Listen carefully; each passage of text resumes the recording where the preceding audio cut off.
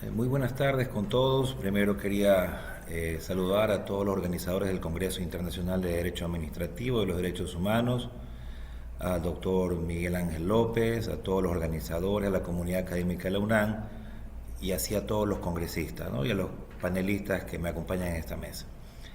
Bueno, déjenme poner el tiempo. Eh, Voy a tratar de ser breve en la explicación buscando un principal objetivo, ¿no? Que es el de poder demostrar cómo la naturaleza, siendo sujetos de derecho, tiene una autotutela múltiple por parte de la administración pública. Es decir, cómo la administración pública observa a este sujeto del derecho y cómo hace para poder tutelar estos derechos, en su afán de garantizar la dignidad de las personas a la par de los derechos propios de la naturaleza. Entonces, esta explicación breve, primero vamos a hacer una pequeña introducción, luego vamos a ver un poco sobre este reconocimiento constitucional y finalmente cómo funciona la potestad sancionadora en materia administrativa respecto de quienes vulneran los derechos de la naturaleza.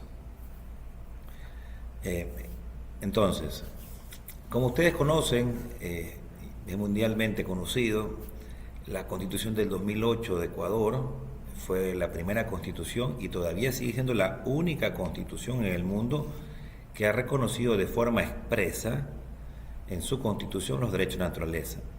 Probablemente este sea uno de los principales avances doctrinarios, jurisprudenciales, de las innovaciones jurídicas más importantes de la mitad del siglo pasado hasta la actualidad.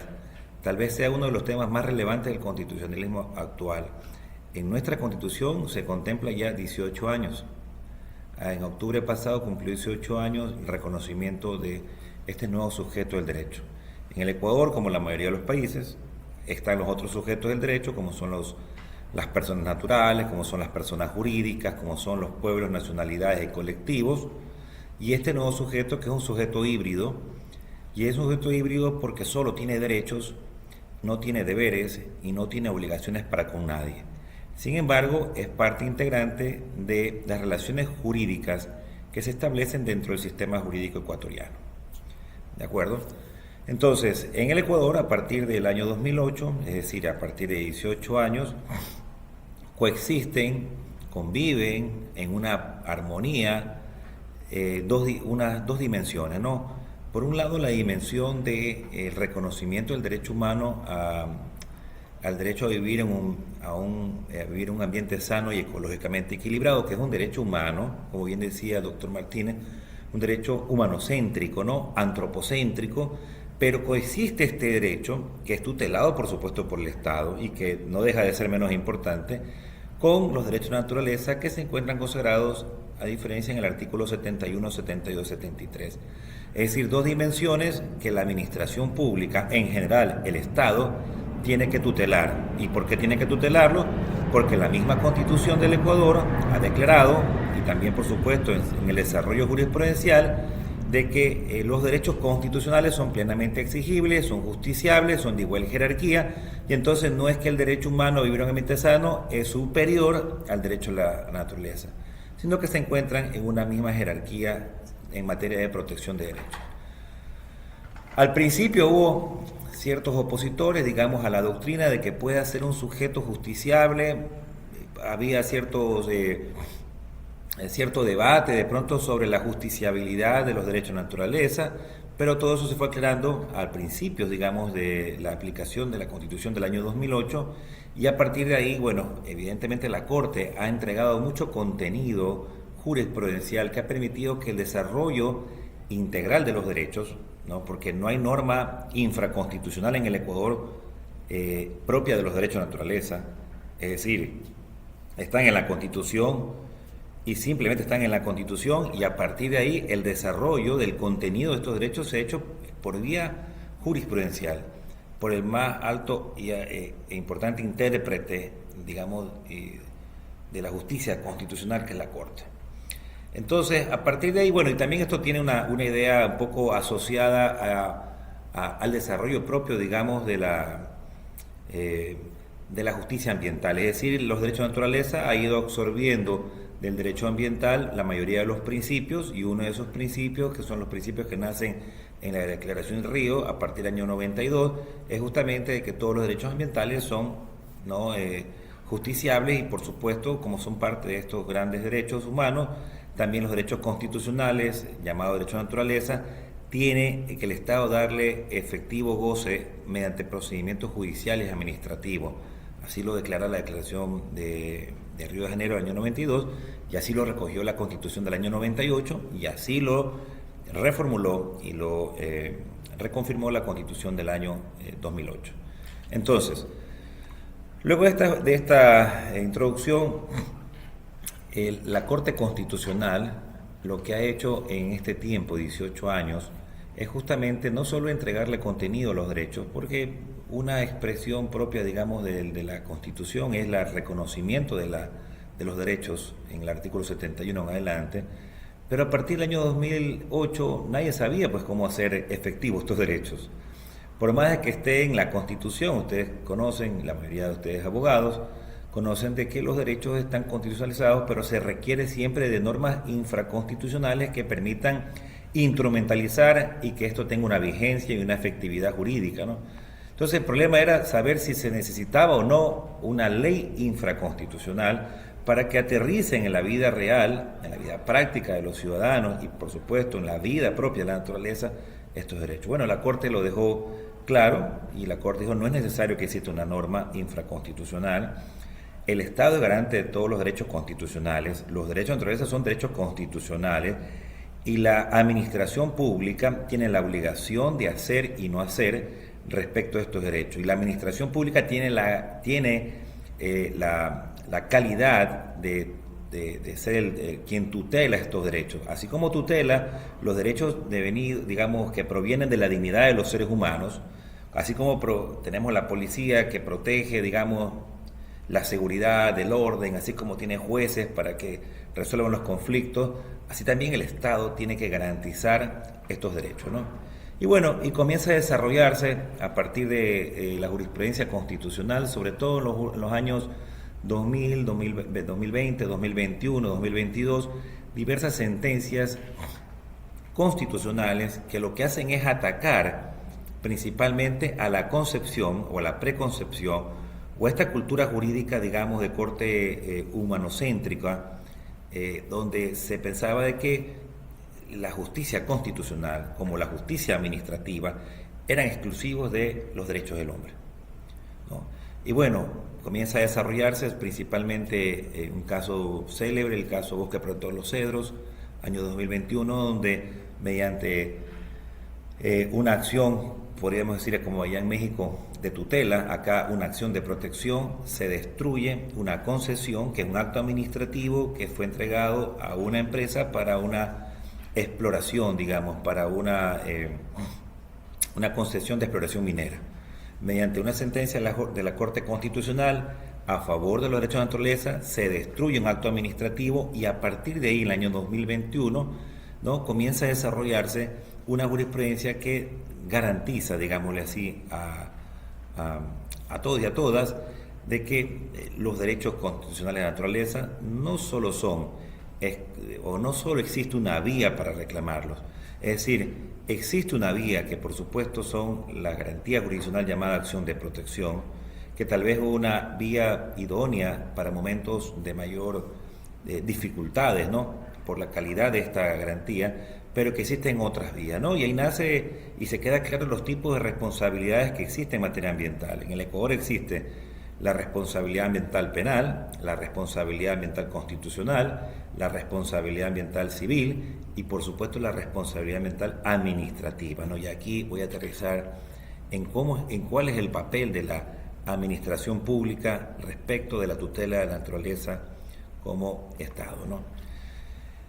A partir de que queda claro de que hay varias formas de reclamar los derechos de naturaleza y que el derecho de naturaleza son ejercidos por un sujeto híbrido que no tiene brazos ni piernas, que no tiene cómo contratar a un abogado, es que comienza a desarrollarse, digamos, estos principios aplicables a los derechos de naturaleza.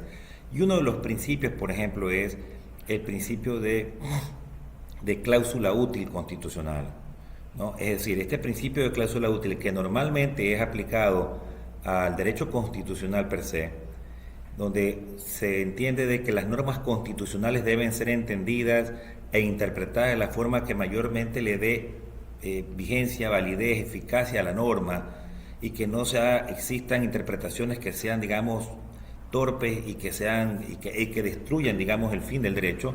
Este principio se aplica al derecho de la naturaleza en todas las materias, ya sea en materia penal, ya sea en materia civil, ya sea en materia constitucional, pero principalmente en materia administrativa. ¿Por qué? Porque el derecho administrativo, como bien explicaban mis compañeros en las anteriores mesas, es un derecho propio de la administración pública que es manejada por seres humanos. Está diseñada conceptualmente para resolver problemas del administrado y de las relaciones con la administración. No está diseñada bajo la concepción francesa, ¿no?, de la Revolución Francesa y todo lo que ustedes han puesto aquí, para integrar a este nuevo sujeto que se convierte en un administrado superpoderoso, que es la naturaleza. Entonces, la administración pública, ¿cómo funciona como garante de los derechos de la naturaleza? Primero, porque la administración pública es el principal órgano encargado de materializar la protección de estos derechos. ¿Cómo lo hace? A partir de normas que son aplicables para los seres humanos. En el caso de los derechos constitucionales, hay una ley orgánica de garantías jurisdiccionales plenamente aplicable para personas como para animales. En el Ecuador, el habeas corpus, por ejemplo, que es una figura jurídica muy antigua del derecho romano, del derecho constitucional, del derecho penal, en el Ecuador es aplicable, como en otras partes también, a los animales silvestres. Es decir, una garantía que lo que busca es recuperar la libertad de un animal silvestre que ha sido mermado en su derecho a la libertad. Luego también de la Ley Orgánica de Garantías Jurisdiccionales tenemos los delitos contra la naturaleza, que son distintos de los delitos contra la naturaleza de los delitos ambientales. Es decir, hay delitos ambientales y delitos contra la naturaleza. Están consagrados en el mismo código, que es el Código Orgánico Integral Penal. Y cuando me refiero también, por ejemplo, a la responsabilidad civil ambiental, está el mismo código, que es el código que desarrolla, digamos, la parte adjetiva de todas las normas civiles, como es el Código Orgánico General de Proceso. Y para materia administrativa, utilizamos el mismo código que se utiliza para cualquier administrado, que es el Código Orgánico Administrativo, con la diferencia de que se lo integra, digamos, al Código Orgánico Ambiental, que tiene principalmente dentro de sus funciones velar por la protección de los derechos ambientales, ¿no?, de los derechos humanos ambientales y los derechos de la naturaleza, ¿no? Esta idea genera y resulta, digamos, innovadora porque no hubo necesidad, digamos, de transformar propiamente los principios clásicos del derecho.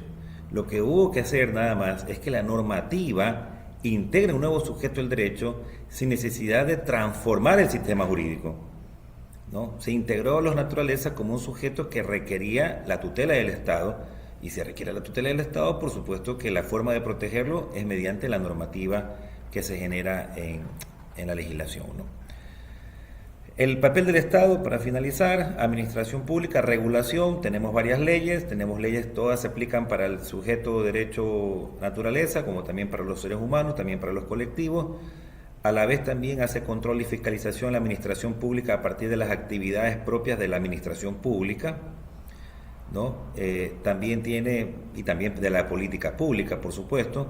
También entrega potestad sancionadora, ¿no?, en materia constitucional, como tenemos la reparación integral de la naturaleza. También lo tenemos en materia administrativa, es decir, el capítulo de la potestad sancionadora del Estado en el Código Orgánico Administrativo del Ecuador son infracciones y sanciones que son tanto aplicados para cuestiones ambientales como para la naturaleza. Y a la vez también descartar cualquier posibilidad de que exista una contraposición entre el derecho penal ambiental y el derecho administrativo ambiental, de tal manera de que todo se juega por cuerda separada. No nos importa en materia de derecho a naturaleza, visto desde la lógica de la administración pública, de que se esté ventilando, por ejemplo, en la Corte de Justicia en materia penal un delito ambiental o un delito contra la naturaleza. Independientemente, se ventila la responsabilidad administrativa en materia ambiental. y a la vez puede haber diversas resoluciones. Es decir, puede haber cuatro tipos de responsabilidades. La que nos interesa en materia de este Congreso es la responsabilidad ambiental administrativa, pero esa sanción y esas infracciones son mucho más ágiles inclusive que la de la justicia penal en materia adjetiva, digamos, es decir, es mucho más fácil que un procedimiento administrativo reconozca violaciones a los derechos de la naturaleza que la propia justicia penal, ¿no? Y aquí no juega este principio del no bis idem, ¿no? No nos interesa por el principio de responsabilidad objetiva en materia ambiental y en materia de naturaleza, de que en materia penal se siga investigando lo que ya fue resuelto por la justicia administrativa, ¿no? Entonces, finalmente tenemos el Código Orgánico Ambiental. Este código tiene como objeto garantizar los derechos ambientales como los derechos de naturaleza. Todas las disposiciones son aplicables plenamente a estos dos sujetos. De hecho, en alguna parte del código podría parecer que existe como una confusión entre derechos, ¿no? A pesar de que tienen dos sujetos distintos, pero tiene el mismo tutelaje. Determina, por ejemplo, en este Código Orgánico Ambiental, el Sistema Nacional Descentralizado de Gestión Ambiental, gracias, el Sistema Nacional Descentralizado de Gestión Ambiental, donde se busca la protección de los derechos de naturaleza y se encuentran las competencias divididas dentro de todas las autoridades administrativas competentes. Ahí también está el Sistema Nacional de Áreas Protegidas, donde también busca la protección de los derechos de naturaleza. Y finalmente, reconocer que en materia administrativa como en materia constitucional existe esa imprescriptibilidad para determinar la responsabilidad por daños ambientales. Y esa imprescriptibilidad no solo es materia constitucional o penal, ¿no? Sino que también en materia administrativa, algo que no podría ser, podemos decirlo, aplicable para el administrado común, ¿no? En nuestra materia, en materia de derecho de naturaleza, la tutela es casi eterna, de tal manera de que esa imprescriptibilidad de las acciones contempladas en la Constitución y en la ley administrativa permite que toda persona, natural o jurídica, o comunidad o pueblo pueda en cualquier momento solicitar a la autoridad nacional competente la tutela de los derechos. Hasta ahí quería llegar con la exposición, les agradezco a todos por haberme escuchado.